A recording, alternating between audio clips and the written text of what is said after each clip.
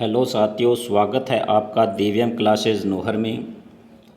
दोस्तों, आज की क्लास रहेगी राजस्थान का भौतिक स्वरूप, जो संपूर्ण एनसीईआरटी पर आधारित है। आज की क्लास नंबर 3। इससे पहले 2 क्लासें हो चुकी है। अगर आपने नहीं देखी तो प्ले लिस्ट में जाएं और वह क्लास ज़रूर देखें।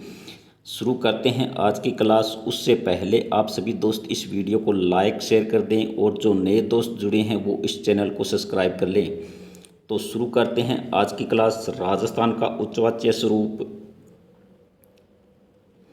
का किसी प्रदेश के उच्चावच का संबंध धरातलीय स्वरूप से होता है, यानी वहाँ के उच्चतम बिंदु, न्यूनतम बिंदु या घाटी, पहाड़ी, मैदान आदि का अध्ययन किया जाता है उच्चावच के अंदर।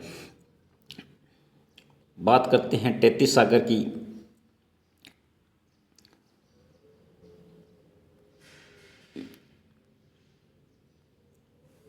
तो 33 सागर के भाग में एक तो पूर्वी मैदानी भाग, एक उत्तर पश्चिमी भाग। राजस्थान के जो ये 2 भाग है ना, ये 33 सागर के भाग है। पूर्वी मैदानी भाग, जो ये भाग और ये भाग, इस प्रकार से अरावली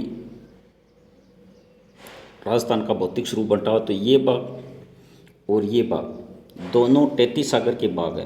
गोंडवाना लैंड की बात करें तो अरावली पर्वतमाला जी यहाँ से दक्षिण पश्चिम से उत्तर पूर्व की ओर अरावली है, और यह दक्षिण पूर्वी पठारी भाग, ये दोनों गोंडवाना लैंड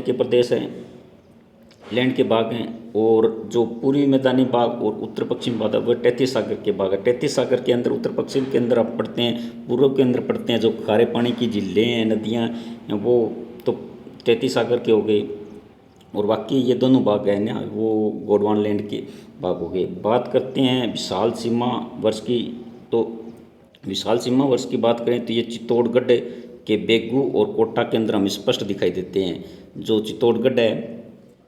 चित्तौड़गढ़ और कोटा के अंदर हमें ये स्पष्ट दिखाई देते हैं। इसके अलावा जो सवाई माधोपुर और धौलपुर में भी ये अल्प संख्या में दिखाई देते हैं। सवाई माधोपुर और धौलपुर के अंदर में विशाल सीमा वर्ष है तो सूर्य बना थोड़ा बहुत है, इसीलिए अल्प संख्या में दिखाई देते हैं। सर्वाधिक हमें पूछे तो चित्तौड़गढ़ से लेकर कोटा तक आ जाएगा। ये चित्तौड़गढ़ से लेकर कोटा तक हमें अधिक दिखाई देते हैं। सवाई माधोपुर धौलपुर के अंदर कम दिखाई देते हैं। उसी प्रकार से बात करें हमें उच्चावचीय विस्तार की। उच्चावचीय विस्तार में बात करें तो जो उच्च शिखर है वो 1% पर है, पर्वतीय श्रृंखला है वो 6% पर है, पठार 31% पर है, निम्न भूमि 11% पर है, मैदानी भाग 51% पर है, यानी लगभग ये 100% पर। इस प्रकार से उच्चावचीय विस्तार को बांटा गया है। जैसे उच्च शिखर 1% है, पर्वतीय श्रृंखला 6% है, पठार 31% है, और निम्न भूमि 11% है, और मैदानी भाग 51% है। राजस्थान के धरातलीय बनावट को वर्तमान वर्गीकरण हरिमोहन सक्सेना ने किया था। बहुत ही इंपॉर्टेंट क्वेश्चन है। कर राजस्थान के धरातलीय बनावट को वर्तमानीय वर्गीकरण किसने किया था? तो हरिमोहन सक्सेना। बहुत ही इंपॉर्टेंट क्वेश्चन है। बात करते हैं राजस्थान के भौतिक स्वरूप को। तो राजस्थान के भौतिक स्वरूप को 4 भागों में बांटा गया है। कितने भागों में बांटा गया है? क्वेश्चन बन सकता है, राजस्थान के भौतिक स्वरूप को कितने भागों में बांटा गया है? तो राजस्थान के भौतिक स्वरूप को 4 भागों में बांटा गया है। कौन कौन से विभाग है, चलो देखते हैं। पश्चिमी मरुस्थलीय प्रदेश, जो पश्चिमी मरुस्थलीय प्रदेश आ गया, अरावली प्रदेश, पूर्वी मैदानी और दक्षिण पूर्वी पठारी, उसको हाड़ौती का पठार भी कहते हैं। इस प्रकार से बांटा गया है। ये तो आ गया पश्चिमी मरुस्थलीय भाग है। इसके बीच में अरावली आ गई। अरावली ये पूर्वी भाग आ गया और ये दक्षिण पूर्वी यहाँ पर आ गया। तो इस प्रकार के से राजस्थान के भौतिक स्वरूप को 4 भागों में बांटा गया है। तो थोड़ा ध्यान रखना 4 भागों में कौन कौन से भागों में बांटा गया है। इसके बाद बात करते हैं तो पश्चिमी मरुस्थलीय भाग, जो हमने प्रथम भाग पढ़ा था। अब पश्चिमी मरुस्थलीय भाग को भी 2 भागों में बांट दिया गया। पश्चिमी मरुस्थलीय भाग को भी 2 भागों में बांट दिया गया। एक तो शुष्क मरुस्थलीय प्रदेश है, वो एक अर्ध शुष्क मरुस्थलीय प्रदेश, यानी एक तो जहाँ पर अधिक मरुस्थल है, यानी रेत ज़्यादा है, जैसे थार का मरुस्थल है वो, और एक अर्ध शुष्क मरुस्थलीय प्रदेश जहाँ पर कुछ उससे कम मरुस्थल है तो उसको अर्धशुष्क मरुस्थल में बांट दिया। अब शुष्क मरुस्थल को भी दो भागों में बांट दिया, जैसे बालुकास्तूपयुक्त प्रदेश है और बालुकास्तूप मुक्त प्रदेश है, इसको भी दो भागों में बांट दिया। अर्धमरुस्थलीय प्रदेश को भी दो भागों में चार भागों में बांट दिया। लूणी बेसिन, नागौर का उच्च भूमि और शेखावटी क्षेत्र और घग्गर का मैदान। अर्धशुष्क, जैसे हमने पढ़ा पश्चिम मरुस्थलीय को दो भागों में बांटा। पश्चिम मरुस्थलीय को कितने भागों में बांटा? दो भागों में बांट दिया। और वहीं पर पश्चिम मरुस्थलीय को दो भागों में बांटा और शुष्क और अर्धशुष्क, और शुष्क को भी दो भागों में बांट दिया और अर्धशुष्क को चार भागों में बांट दिया। तो ये थोड़ा कंफ्यूज होने वाला टॉपिक है, तो इसको थोड़ा ध्यान रख के पढ़ना, ठीक है। तो मध्य अरावली पर्वतीय भाग की बात करते हैं हम, यानी राजस्थान के भौतिक भागों को चार भागों में बांटा, तो 2 नंबर पर आ गया मध्य अरावली पर्वतीय भाग। तो उस मध्य अरावली पर्वतीय भाग को भी मध्य अरावली पर्वतीय भाग को चार भागों में बांट दिया गया। कौन कौन से वो भाग? एक तो दक्षिण अरावली, एक उत्तरी अरावली, एक मध्य अरावली, यानी अरावली को भी 3 भागों में बांट दिया, उत्तरी अरावली, मध्य अरावली और दक्षिण अरावली। उसी प्रकार से बात करते हैं हम भाग नंबर 3 भौतिक स्वरूप के पूर्वी मैदानी भाग है। तो पूर्वी मैदानी भाग को भी 4 भागों के अंदर बांट दिया गया। एक तो बाणगंगा बेसिन, एक बनास बेसिन, एक चंबल बेसिन, एक माही बेसिन। याद रखने में थोड़ा आसान होगा कि जो भी नदियों के नाम आ रहे हैं ना, वो पूर्वी मैदानी भाग के होंगे, ठीक है।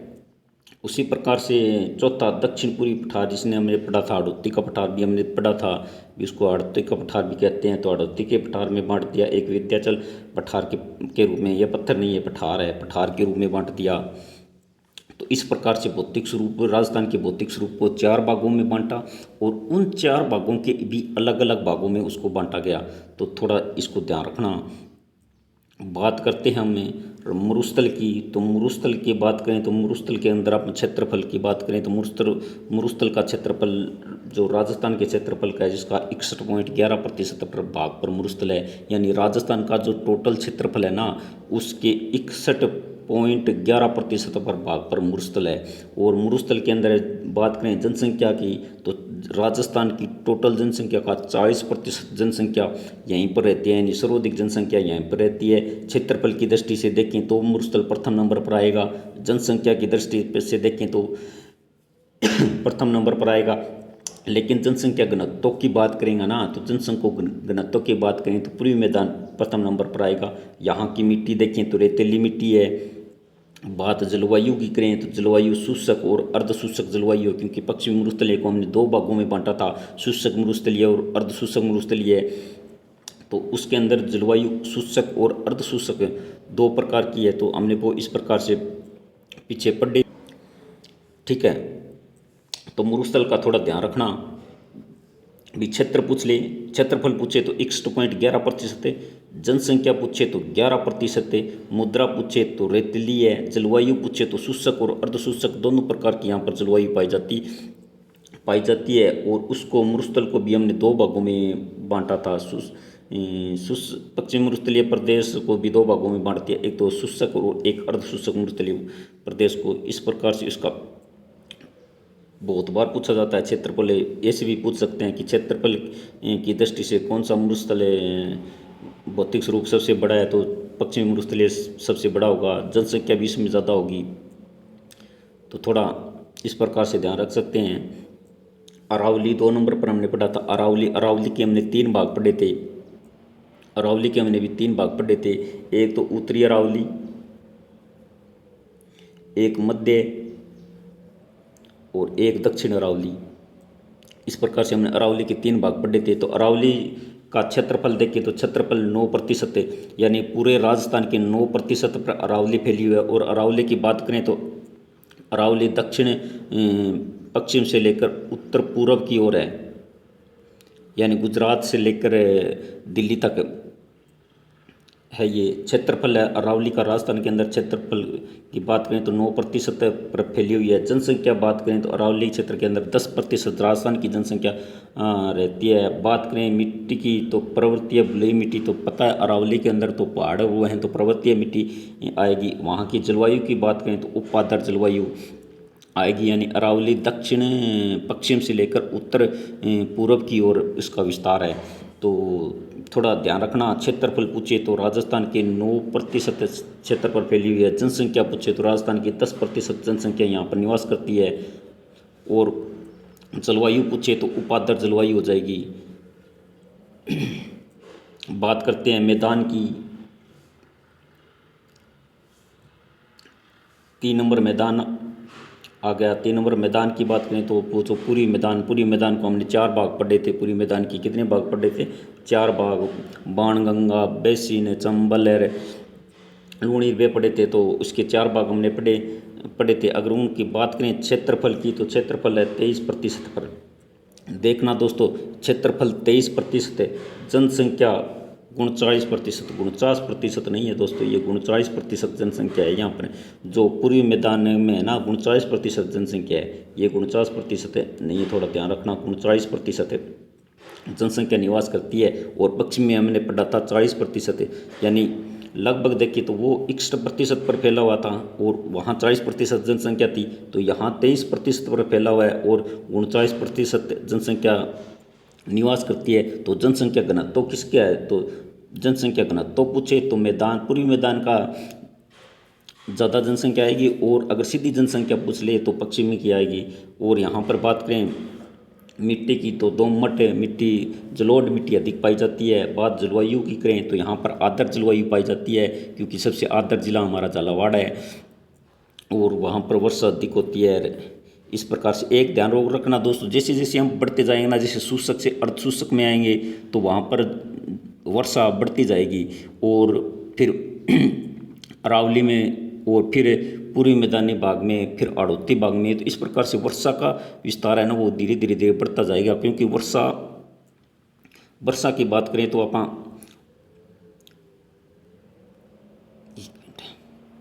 अगर वर्षा की बात करें ना तो उत्तर पश्चिम से लेकर दक्षिण पूर्व की ओर वर्षा हमेशा इस साइड में वर्षा हमेशा ही बढ़ती है। तो इस प्रकार से वर्षा बढ़ती जाएगी उस साइड में। अब बात करते हैं आड़ोती का पठार। जो आड़ोती का पठार हमने पढ़ा था दक्षिण पूर्वी का पठार, यानी दक्षिण पूर्वी का पठार को ही हमने आड़ोती का पठार पढ़ा था। तो उसका क्षेत्रफल की बात करें उसको 2 भागों में बांटा गया था। 2 भाग कौन कौन से? एक तो आड़ोती का पठार और दूसरा विंध्याचल का पठार। तो इस प्रकार को उसको 2 भागों में हमने बांट लिया था। अब बात करते हैं उसके क्षेत्रफल की, तो 6.89% इसका क्षेत्रफल है, यानी पूरे राजस्थान का 6.89% क्षेत्रफल आड़ोती के पठार है। और बात करें जनसंख्या की तो जनसंख्या 11% जनसंख्या निवास करती है यहाँ पर। बात करें मिट्टी की तो काली मिट्टी। बात करें जलवायु की तो आर्द्र जलवायु यहाँ पर पाई जाती है। बहुत बार प्रश्न पूछते हैं तो दोस्तों, जो दक्षिण पूर्वी का पठार को हम आड़ोती का पठार भी कहते हैं, उसका क्षेत्रफल पूछ लिया जाता है जो 6.89% है। जनसंख्या 11% है। मुद्रा काली है, यानी मिट्टी काली मिट्टी पाई जाती है यहाँ पर। कपास के लिए वो सर्वाधिक उपयोगी होती है। जलवायु पूछे तो अति आर्द्र जलवायु पाई जाती है। बात करें कर राजस्थान को सर्वप्रथम भौतिक स्वरूप में बांटने का प्रयास किसने किया था? कि राजस्थान को भौतिक प्रदेश में बांटने का प्रयास किसने किया था? तो वीसी मिश्रा ने किया था 1968 के अंदर। और वीसी मिश्रा ने इसको 7 भागों में बांटा था। क्या किसने किया था? सर्वप्रथम भौतिक स्वरूप में बांटने का प्रयास किसने किया था? वीसी मिश्रा ने किया था। और उसने कितने भागों में भौतिक प्रदेश को बांटा था? 7 भागों में बांटा था। और हमने वैसे कितने भागों में पढ़ा है? हमने 4 भागों में पढ़ा है। तो एक बार मैं आपको रिकॉल और कर देता हूँ थोड़ा। ये 4 भागों में पढ़ा था। पश्चिम मरुस्थलीय प्रदेश हमने पढ़ा था, पश्चिम मरुस्थलीय प्रदेश, अरावली प्रदेश, पूर्वी मैदानी प्रदेश और दक्षिणी पूर्वी पठारी प्रदेश। और उसके हमने अलग अलग भाग भी पढ़े थे। जैसे पश्चिम मरुस्थलीय प्रदेश को 2 भागों में बांटा गया, अरावली प्रदेश को 3 भागों में बांटा गया। पूर्वी मैदानी को 4, दक्षिण पूर्वी पठार को 5 भागों में 2 भागों में बांटा गया। इस प्रकार से इसके भाग हैं ये अलग अलग, आप देख लेना थोड़ा। बहुत बार प्रश्न आते हैं और कंफ्यूज वाले प्रश्न आते हैं एग्जाम के अंदर, बहुत ज़्यादा कंफ्यूज करते हैं इसको। तो दोस्तों आज की क्लास यहीं पर समाप्त करते हैं। अगर आपको पसंद आई तो इस वीडियो को लाइक करें, शेयर करें। जो नए दोस्त जुड़े हैं वो इस वीडियो को सब्सक्राइब कर लें, क्योंकि हम जो एनसीईआरटी पर आधारित जो राजस्थान के अंदर डी ग्रुप की वैकेंसी चल रही है उसके लिए जो ये क्लास थी, या और भी राजस्थान के आल एग्जाम के लिए क्लास चलती है। तो जल्द हाजिर होते हैं अगली क्लास के साथ। तब तक धन्यवाद।